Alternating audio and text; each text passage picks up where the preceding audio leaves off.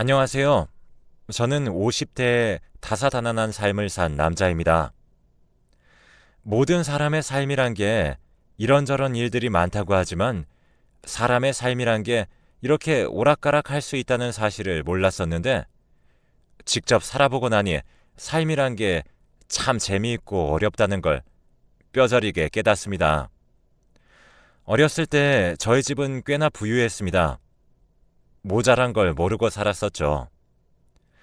아버지가 사업을 하고 계셨는데 그게 잘 되어서 집주인들이 다니는 문과 사용인들이 다니는 문으로 나뉠 정도로 누가 봐도 으리으리한 집에서 살고 있었고 집을 보면 제가 다 으쓱했습니다.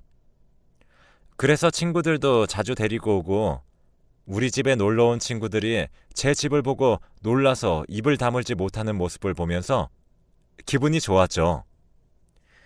집엔 식모라고 집에서 살면서 집안일을 해주는 아주머니가 있었는데 어머니의 말에 따르면 남편과 사별하고 오갈 데 없는 모녀를 어머니가 데리고 와서 사는 거였죠.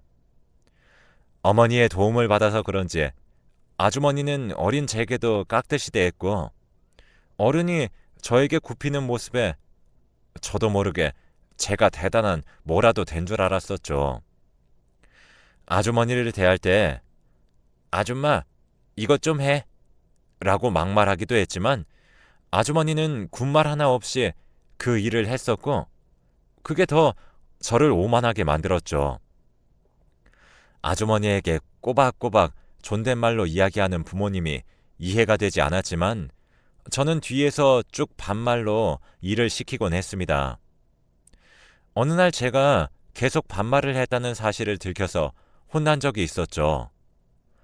저보다 아랫사람에게 반말한 것 가지고 왜 제가 혼나야 하는 것인지 이해할 수 없었습니다. 저는 아버지에게 물씬 두드려 맞고 그대로 집을 나와 밖을 뛰어가다 아주머니의 딸과 마주쳤습니다. 아주머니 딸은 저보다 1살 어렸는데 누가 봐도 예쁜 외모를 가지고 있었어요.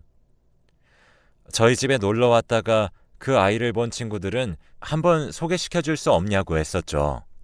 본인 엄마 때문에 이렇게 맞은 것도 모른 채 오는 그 아이를 보니 괜히 화가 났습니다. 지금 입고 있는 옷도 다 저희 부모님이 사준 옷이었기에 다른 아이들보다 꽤나 괜찮은 옷을 입고 있었기 때문이죠. 저는 냅다 그 아이에게 다가가서는 그대로 어깨로 세게 툭 쳤고 그대로 그 아이는 넘어졌습니다. 저를 당황한 채 바라보더라고요. 지금 생각하면 왜 그랬는지 모르겠지만 그때는 그 아이를 때리고 싶다는 생각까지 들었습니다. 하지만 그랬다간 아버지께 보다 더 맞을 거라는 생각 때문에 그 정도까지만 하고 친구 집으로 가 하룻밤 자고 들어왔습니다. 그 뒤로 저는 몰래 아주머니의 딸을 조금씩 괴롭혔습니다. 머리를 잡아당기기도 하고 뒤통수를 때리기도 했죠. 하지만 그 아이는 제 엄마에게 말하지 않았는지 저에게는 그 어떠한 일도 일어나지 않았습니다. 저와 같은 학교를 다녔기에 그 아이는 소위 따돌림을 당하게 되었지만 부모님은 이 사실을 전혀 모르는 것 같았습니다. 하지만 괴롭힘들이 나중에 저에게 어떻게 돌아올지는 아무것도 몰랐죠. 그 아이는 때를 기다렸었습니다. 저희가 성인이 되고 아버지는 저에게 사업에 대해서 가르쳐주기 시작했습니다. 그런데 매우 당황스럽게도 아줌마의 딸도 같이 교육을 받기 시작한 것이었습니다. 아버지에게 대체 이게 무슨 상황이냐고 물어봤지만 아버지는 아무런 대답도 해주지 않고 계셨습니다. 결국 어머니께 여쭤봤지만 어머니도 이유를 모르겠다고 했죠. 어머니도 아버지에게 몇 번이고 물어봤다고 했습니다. 데리고 와서 먹여 살리는 것 정도는 좋다. 대체 왜 교육까지 같이 시키는 것이냐고? 아버지는 그 질문에 대해서 똑똑한 아이다. 그래서 제 부하로 같이 일하면 좋을 것 같아서 가르친다고 대답했다고 합니다. 다른 이유가 있다는 감이 있지만 워낙 완고한 아버지 때문에 참고 있었죠. 그런데 그게 알고 보니 아버지와 아주머니 딸이 눈이 맞아 있었던 것이 아니겠어요. 어머니는 그 사실을 알고 아버지와 고래고래 소리를 지르며 싸우셨습니다.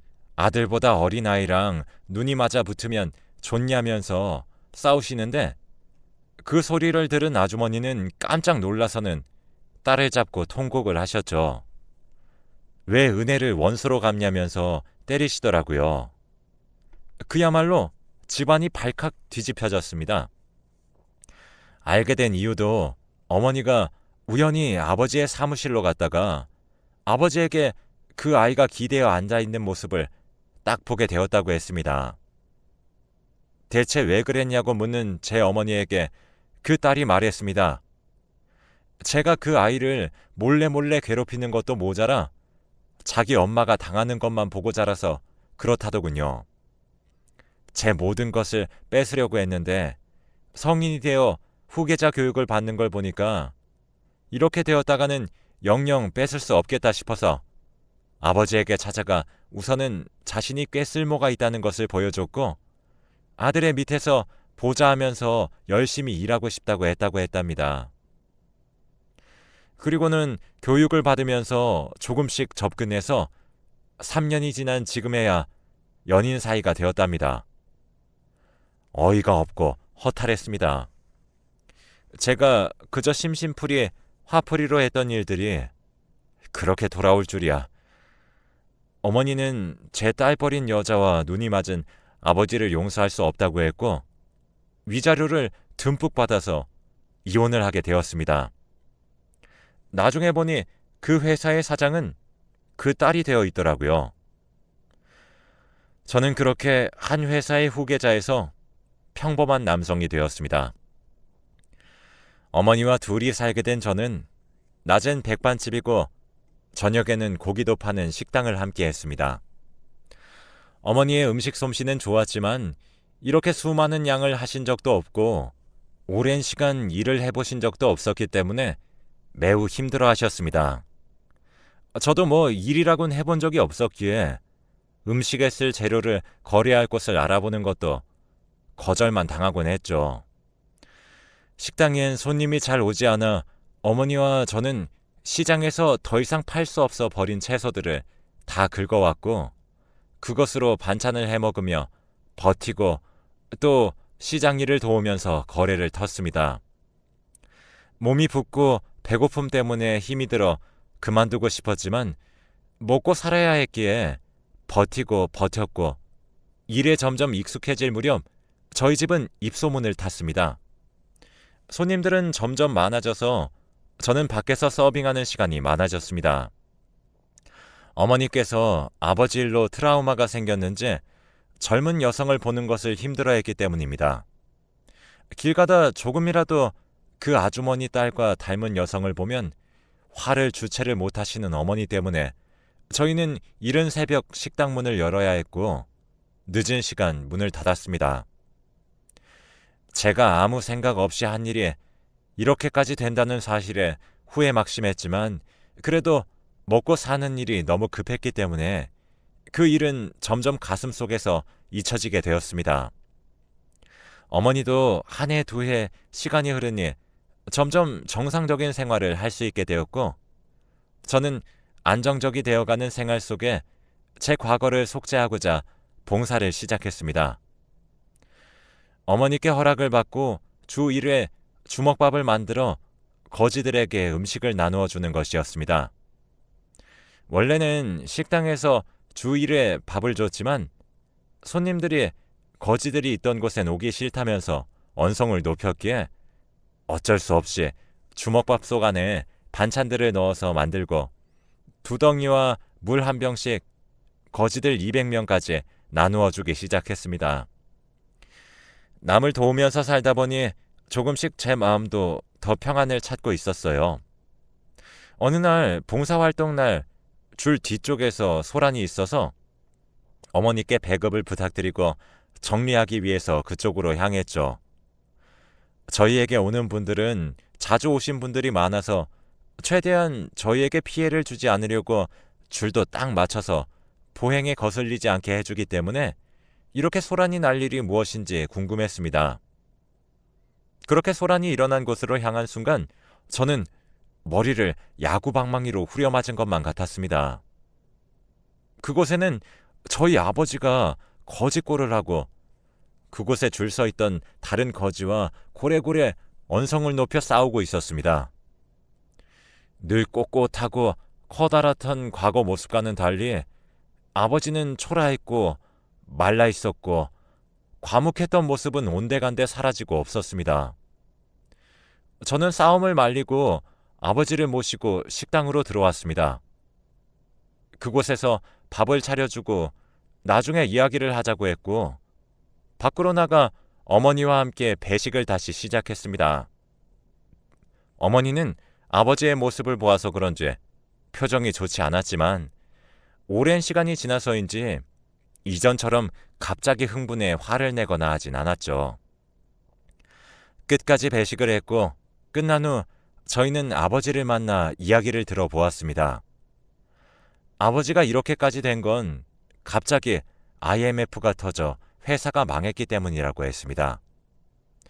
그럼 그 여자들은 어디 갔냐는 물음에 자기가 쫄딱 망하니 뒤도 안 돌아보고 남은 재산 싹 다 가져다가 튀었다고 하더라고요. 아버지 몰래 뒤로 회사 자금을 몰래 빼내고 있었더랍니다. 자기는 이제 갈 곳이 없었는데 무료로 밥을 준다는 소리를 듣고 와보니 저와 어머니가 있었다고 하더라고요. 인사를 하러 앞으로 가다가 새치기 하지 말라며 붙잡는 거지와 실랑이를 벌이게 된 거라고 하는 아버지의 모습이 참 작고 초라했습니다. 그러면서 이렇게 된 것도 인연인데 다시 한번 같이 살면 안 되겠냐고 말하는 아버지를 보며 거절했습니다. 20대의 젊은 여자와 바람난 아버지의 일 때문에 어머니가 얼마나 고생했는지 아시냐면서 이제야 정상처럼 살게 되었다고 그동안 연락 한번 하지 않더니 다 죽을 것 같을 때 우연히 만나서 한다는 말이 같이 살자고 하는 게 말이 되냐고 염치가 없냐고 물었죠.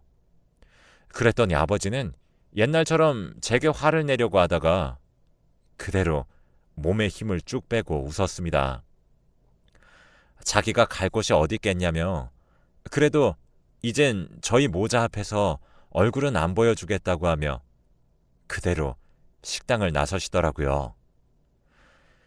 어머니도 저도 아버지 배웅은 하지 않았습니다. 마주치니 조금 괴로웠지만 이제서야 과거를 완전히 끝내버린 기분이 들었습니다. 어머니도 저와 같은 기분을 느꼈는지 한결 마음이 편안해진 모습이었죠. 그런데 며칠 후 저희 식당으로 전화가 한 통 걸려왔습니다. 경찰이라는 소식에 바짝 긴장해 전화를 받으니 저희 아버지가 죽은 채로 발견이 됐는데 거기서 저희 식당 전화번호가 적힌 종이 한 장이 손에 꼭 쥐어져 있어서 전화를 했다는 말에 사망 원인을 물으니 자살이라고 했습니다. 가는 길까지도 저희에게 이렇게 상처를 주는 게 참 잔인하게 느껴졌어요. 그리고 저희에게 굳이 알리기 위해 전화번호를 남겨놓은 아버지의 모습이 사람이 이기적인 건 변하질 않는다는 생각이 들었습니다. 이건 마치 너희가 나를 받아주지 않아 죽는다고 말하는 것과 마찬가지 아니겠습니까? 하지만 아버지는 아버지라고 어머니는 제게 함께 아버지의 신원 파악을 해준 뒤 장례를 치르자고 했습니다. 그래도 인연이 있는데 마지막 가는 길은 보내야 하지 않겠냐는 어머니의 말씀에 저는 아버지의 장례를 치렀습니다. 그런데 장례식장에 생각도 못한 여성이 나타났습니다. 바로 아버지의 돈을 가지고 튄 아주머니의 딸이었습니다. 당당히와 상복을 입고 사진 앞에 앉아있는 모습이 참 어이가 없었습니다. 그래서 저는 그 여자에게 말했죠. 여기가 어디라고 오냐? 아버지를 빼앗아 갈 때는 언제고 아버지가 아무것도 아니게 되자 이번엔 아버지의 돈도 다 빼앗아서 가놓고는 또 뭐가 아쉬워서 이곳에서 앉아있냐고 하자 웃으면서 자기가 법적으론 아내로 되어 있기 때문에 경찰에서 본인에게 연락이 왔다고 합니다. 그러면서 자신도 사업을 하나 하려고 하는데 흠이 있으면 안 된다고 하더라고요.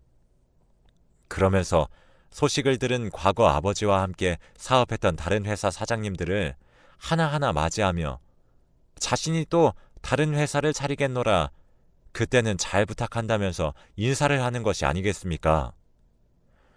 그 모습이 어이가 없고 화가 나서 제가 벌떡 일어나 그 여자에게로 향하자 오히려 그 여자는 인사를 마치고 저에게 다가왔습니다. 그러면서 상주를 위한 방으로 저를 데리고 들어가더라고요. 이게 대체 무슨 경우냐고, 아버지 뒤통수 칠 땐 언제고 아버지의 것들을 다 빼앗아 가려냐는 제 질문에 그 여자는 웃으면서 품 안에서 흰 봉투 하나를 꺼내서 저에게 주더라고요. 두툼한 양에 제가 이게 뭐냐고 물으니 돈이라면서 웃더군요. 돈이 필요한 거 아니냐면서 원하면 거기 들어간 돈만큼 더 줄 수 있다면서 보라고 했습니다. 그 안에 있는 돈은 정말 많은 돈이었습니다. 이 돈을 받고 그만큼 더 받으면 어머니와 앞으로 조용히 살 수 있을 정도의 금액이었죠. 돈을 보고 굳은 저를 보면서 여자가 말했습니다. 돈을 더 받고 싶으면 장례식장에서 그냥 조용히 있다가 조용히 끝내라고요. 저희 집이 어느 정도 둘이서 먹고 살만하긴 했지만 저도 이제 결혼할 나이라 결혼을 하려면 돈이 필요했어요. 나중에 아내에다가 아이까지 키우려면 지금보다는 더 돈이 필요했습니다. 그 생각까지 들자 차마 더는 말할 수 없더라고요. 제가 반항하지 않을 거라는 걸 안 그 여자는 웃으면서 밖으로 나갔습니다. 그리고는 아까처럼 사장님들이 있는 곳에 가서 앉아선 웃음을 팔면서 미래 사업에 대해 말하더라고요. 눈물이 났습니다. 그나마 다행인 것은 제가 펑펑 울어도 아버지의 죽음 때문에 힘들어하는 아들로 그렇게 보일 것이라는 것이죠. 아버지 앞에서 왜 마지막에 저희를 만나게 됐는지, 그래서 이런 꼴을 보게 하는 것인지 원망하면서 펑펑 눈물을 흘렸죠. 장례가 끝나고 집으로 가는 길, 그 여자는 제게 약속대로 두툼한 봉투 하나를 더 건넸습니다. 전 그 봉투를 그대로 가지고 은행에 가 입금하면서 또 눈물이 났죠. 어머니에게는 이 일을 말하지 않았기에 어머니 몰래 돈을 입금하고는 아무렇지 않은 척 가게에 나갔습니다. 어머니는 마지막까지 고생했다면서 저에게 인사했고 저는 인생은 참 씁쓸하다면서 이제는 굳은 살이 잔뜩 배어있는 어머니의 양손을 꼭 잡아주었습니다. 그러자 어머니는 제게 말씀하셨습니다. 이제 다 끝냈으니 좋은 여자를 만나서 결혼하라고요. 본인 병 때문에 젊은 여자를 못 만나고 있었던 걸 다 안다면서 이제는 엄마 걱정하지 말고 원하는 걸 하면서 살으라고 하셨습니다.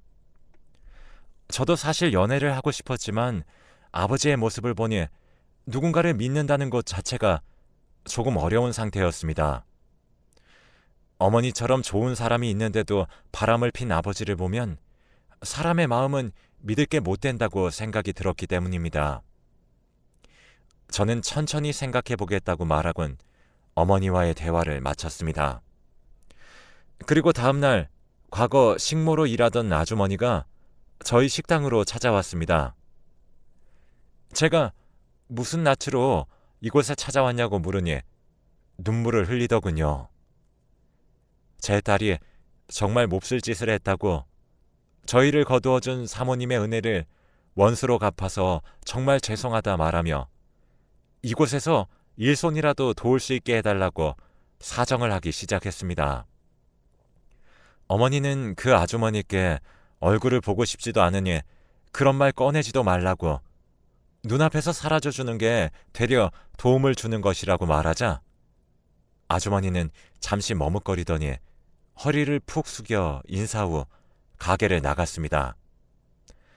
그리고 다음날 봉사활동을 하는 날이었는데 아무것도 적힌 게 없는 돈만 담긴 흰 봉투가 식당으로 왔죠. 전혀 모르는 식당 손님이 누군가 여기에 주라고 하더라며 전해주더군요. 그 봉투는 다음 주와 그 다음 주에도 어김없이 왔습니다. 봉투 안에 들어있는 돈의 양은 매번 달랐습니다. 10,000원이었다가 50,000원일 때까지 누구인지 알 것 같아서 이제 그만해도 된다고 말하려 했지만 이야기를 전할 방법이 없어 봉투 그대로 쓰지 않고 집안에 그냥 두기만 했죠. 왜 그렇게까지 하는진 모르겠지만 그냥 저희들을 신경 안 쓰고 아주 없는 사람 취급하며 살아주길 바랐습니다. 그 사람들과는 어떤 거라도 인연 자체를 조금이라도 남겨두고 싶지 않았기 때문이죠. 그렇게 한 3년이 지나자 저희 집은 마음씨 착한 맛집으로 소문이 나서 눈코 뜰 새 없이 바빴고 더 크게 가게를 낼 정도가 되었습니다. 저도 그 결혼할 여자도 생겼죠. 식당에 자주 오는 손님이었는데 꽃집을 하며 어머니와 단둘이 사는 여성으로 지금의 제 아내입니다. 아내 어머니가 저희 식당에 단골 손님으로 오다 저희 어머니와 친해졌고 이야기를 하다가 선자리까지 가게 된 거죠. 그렇게 만나게 된 아내는 참 마음씨도 착하고 저와 마음도 잘 맞고 이야기도 잘 맞는 하늘이 내려준 사람 같았습니다. 제가 털어놓은 불온한 과거에 대해서도 따뜻하게 보듬어줄 줄 아는 그런 따뜻한 태양 같은 사람이죠. 그래서 평생 함께하고 싶다는 생각이 들었습니다. 그렇게 결혼식을 올렸었는데 결혼을 하던 날 그 아주머니가 식장에 찾아왔습니다. 초청을 하지도 않았는데 어떻게 알았는지 제 쪽에 두툼한 돈 봉투를 넣고 그대로 떠나려고 해서 제가 그 아주머니를 잡았습니다. 그리고 이 돈은 필요 없으니 가져가시고 그동안 보내준 돈들도 하나도 안 썼으니 가져가시라고 하자 아주머니가 제게 꼭 좀 받아달라고 합니다. 사람이 나쁜 일을 하면 다 업보로 돌아오는데 제 딸이 한 일은 그 죄가 너무 크니 자기라도 무언가 해야 한다고요. 저는 그런다고 그 딸을 용서하지 않을 거라 하자 미안하다 말하며 아주머니는 그대로 식장 밖을 나갔습니다. 그렇게 결혼식을 끝낸 후 1년 후 눈에 넣어도 아프지 않을 아들 녀석을 품에 안게 되었습니다. 팔 크기도 되지 않는 작은 녀석을 품에 안으니 그 무엇이라도 갖고 싶은 건 모두 다 줘도 아깝지 않을 소중하고 소중한 존재였죠. 그런데 어느 날 아이가 열이 심하고 극심하게 울어대는 모습에 깜짝 놀라서 병원으로 향하니 아이의 모습을 본 의사가 수두라고 했습니다. 죽을 병은 아니고 이걸 걸렸으니 평생 면역이 생길 거니 걱정하지 마시라는 말에 갑자기 힘이 쭉 빠졌습니다. 아이가 아픈 모습을 보니 심장이 툭 하고 떨어지는 것 같은 기분을 느꼈거든요. 그래도 혹시 모르니 며칠 입원하자는 말에 잠시 아이를 아내에게 맡겨두고 휴게실로 왔을 때였습니다. 질긴 인연은 참 끊기지도 않는지 그 아주머니의 딸이 있더군요. 저를 보더니 서둘러서 와서는 제게 무릎을 꿇더랍니다.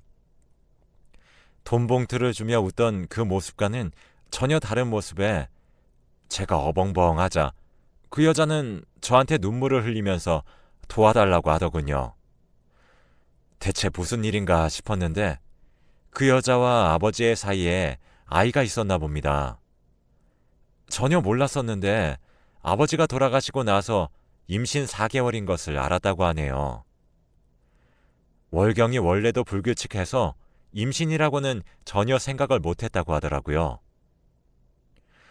자기 아들을 살려달라는 말에 저는 대체 무슨 말이냐, 나보고 뭘 어쩌라는 거냐며 짜증을 냈습니다. 그러자 아이가 백혈병에 걸렸다고 말하더군요.